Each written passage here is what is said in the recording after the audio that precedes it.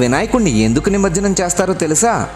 తాను చెబుతూ ఉంటే మహాభారతాన్ని రాయమని వ్యాసుడు గణపతిని ప్రార్థించాడు. గణపతి అందుకు అంగీకరించి, నేను రాయడం ఆపకూడదు కాబట్టి నువ్వు ఆగకుండా చెప్పాలి అని షరతు విధించాడు. వ్యాసుడు అందుకు అంగీకరించి, నేను చెప్పేది మీరు అర్థం చేసుకోకుండా రాయకూడదు అని షరతు విధించాడు. గణేశుడు అందుకు ఒప్పుకోవడంతో వ్యాసుడు చెప్పడం మొదలుపెట్టాడు. గణపతి రాస్తూనే ఉన్నాడు. అలా రాసేప్పుడు లేఖిని విరిగిపోతే వినాయకుడు తన దంతాన్ని విరిచి దాంతో రాయడం మొదలుపెట్టాడు.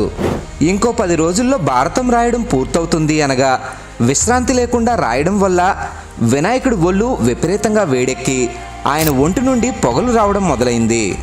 అది గమనించిన వ్యాసుడి శిష్యుడు వైశంపాయనుడు బంకమట్టిని ప్రతిరోజు వినాయకుడు ఒళ్ళంతా రాసేవాడు.